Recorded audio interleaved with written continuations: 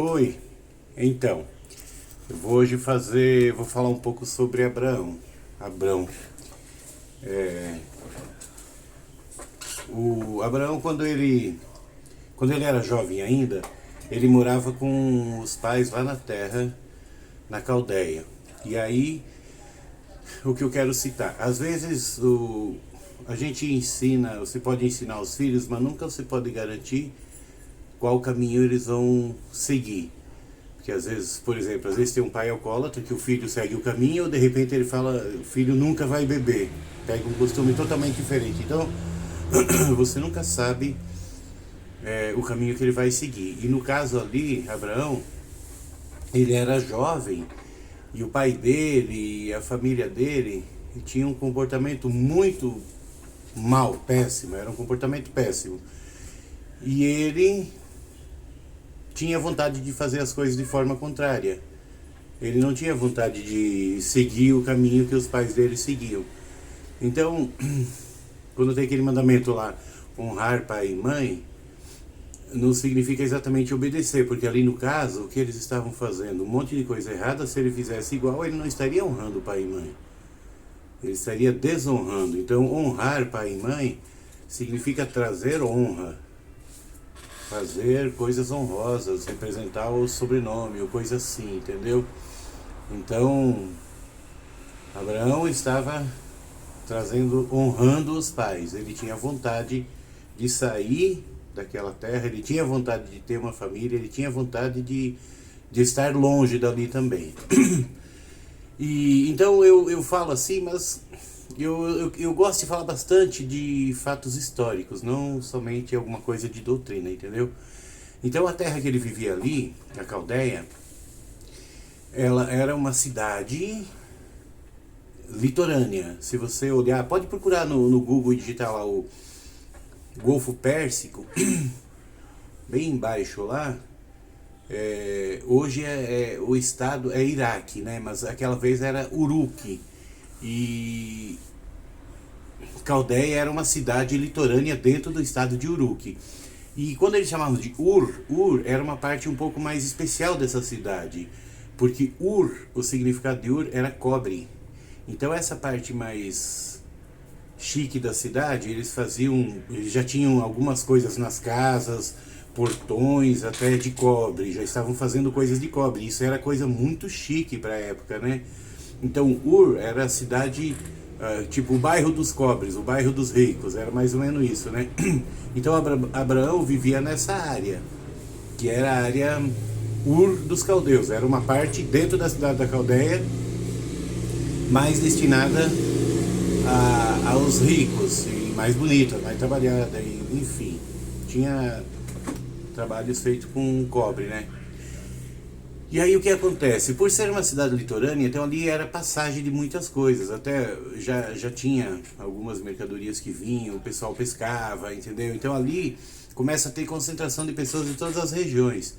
E é um lugar que, se ele não for administrado, ele se torna um lugar muito ruim, porque vem todo tipo de cultura, bagunça o local, e era o que aconteceu lá. Se tornou um local depravado.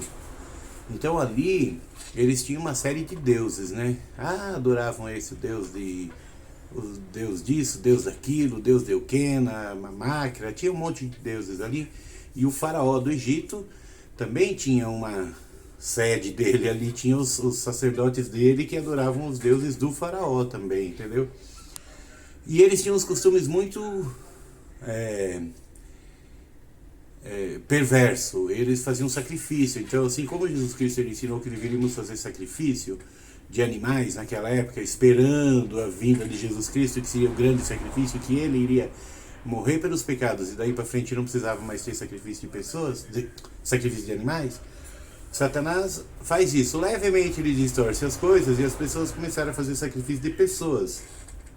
E o pior de tudo, sacrifício de crianças e jovens, mas quando eles sacrificavam um jovem, era o pai e a mãe que ofereciam o seu filho em sacrifício, né? Então teve muitas pessoas ali que foram sacrificadas. E Abraão, ele era rebelde da história ali, porque ele não concordava com isso. Mas o povo já estava tão dominado mentalmente que era só alegria, né? Fazer essas coisas. E o pai de Abraão, ele acabou sendo convencido pelo sacerdote, que era um dos principais sacerdotes lá, o sacerdote de Euquena, que era do faraó do Egito. E ele foi convencido a oferecer Abraão como sacrifício. Então Abraão foi oferecido como sacrifício, foi inclusive amarrado no altar. E quando ele ia ser sacrificado, ele estava orando e Deus enviou um anjo que soltou ele e acabou matando esse bendito faraó. Esse sacerdote, que era o sacerdote do deus Euquena, que era do faraó do Egito. Aí pronto, Abraão já era o rebelde da história ali, né? E aí ele foi culpado de matar o sacerdote, então o povo começou a perseguir ele. E as escrituras não contam exatamente, mas naquela época Noé ainda estava vivo. E é muito provável que Abraão tenha se escondido na casa de Noé naquela época, por um tempo. E aí Deus começou a enviar fome sobre a terra, porque não tinha ninguém para ele mandar para pregar ali, porque o próprio Abraão, já na hora, até a família tentou dar baixa nele, então aí o Senhor enviou fome sobre aquela terra. E aquele povo começou a ficar difícil a situação. E Terá era o pai de Abraão. Então Abraão tinha alguns irmãos, né? Mas do segundo casamento ele tinha Naor, Arã e Abraão. Eram 3 irmãos do segundo casamento. Só que Arã, que era o mais novo, não tenho certeza, era o mais novo, acho. Ele acabou morrendo devido a essa seca, e essa seca trouxe muito problema, trouxe até doenças e tudo mais, e ele acabou morrendo. E aí chegou uma hora, o Senhor falou: Abraão, agora você sai dessa terra, da tua casa. E ele saiu. Aí ele já tinha casado com Saria, né? Que mais tarde mudou o nome dele de Abrão para Abraão, e dela de Saria para Sara. Levou Ló também. Ló tinha casado com Milca, que era filha de Arã. Arã era irmão dele, que já tinha morrido, né? E levou o pai dele, e esse Terá, que era o senhor velhinho, ele foi junto. Mas deve ter tido mais pessoas, não conta os detalhes. Deve ter levado os suprimentos, deve ter levado alguns rebanhos para ter comida no caminho e tudo mais, né? E eles foram para a bendita terra prometida que o Senhor tinha dito. Então eles andaram, na parte geográfica, eles andaram bastante, eles faziam as paradas, mas eles andaram cerca de 900 e poucos quilômetros. E aí chegaram num lugar que fala assim, que é a terra de Arã. Então o que acontece? Eles foram até no finzinho da Síria, em cima, onde começa a Turquia. Eles pararam já no território da Turquia hoje e pararam para acampar ali um tempo. E ali tinha chuva, ali tinha muitas pastagens, e ali eles começaram até a crescer o rebanho deles, né?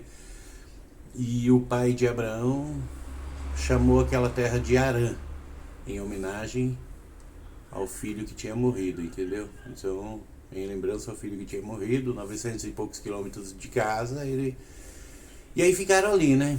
E começou tudo ir bem. Só que chegou uma hora, o Senhor falou assim: Abraão, a terra prometida não é essa, você vai ter que continuar a caminhada até Canaã, que daria mais talvez uns 800 quilômetros ainda, mais ou menos, né? Eu estou dizendo mais ou menos. E só que aí o pai dele tinha meio se convertido, mas voltou de novo àquela idolatria e aos deuses dele, a fazer loucura de novo. E daí o Senhor falou: vai. Aí Abraão foi e o pai dele ficou. Abraão e Ló, né? E as esposas deles. Só que Abraão teve muitas pessoas que seguiram ele, gostaram do que ele falou e acompanharam ele. Então quando ele foi, é muito provável que ele tenha uma caravana que já foi, né? E dali eles foram até esse lugar, mas ali ainda era uma época de seca, que tipo, eles saíram daqui dos caldeus, subiram, mas deram a volta e começaram a voltar novamente, pegaram a parte da seca ainda. E Aí eles desceram até o Egito. E então Abraão, a mulher que ele tinha casado, ela era filha do pai dele. Era meia irmã, porque era filha do pai dele com outra mulher, com a primeira mulher, entendeu? Então, meia irmã, né? E aí quando ele estava descendo, o próprio Senhor falou para ele, fala que ela é sua irmã, chegando na terra do Egito, né? Por quê? Que as pessoas iriam com certeza querer eliminar Abraão para ficar com a mulher que disse que ela tinha uma aparência muito bela. E o Senhor fala que é a sua irmã, que você não vai ter problema, né? Então, na verdade, ele nem estava mentindo, né? Ele estava só dando falando de uma verdade, mas de forma diferente, né? E aí ele desceu pro Egito. Então, essa parte que eu vou fazer do primeiro vídeo, eu não... 10 minutos, 11. Eu não é só exatamente falar só sobre doutrina, falar um pouco sobre a parte histórica, eu gosto, né? Que tem muitas pessoas que falam, então cada um fala alguma coisa e tudo, quem quiser pode absorver algo, tá bom?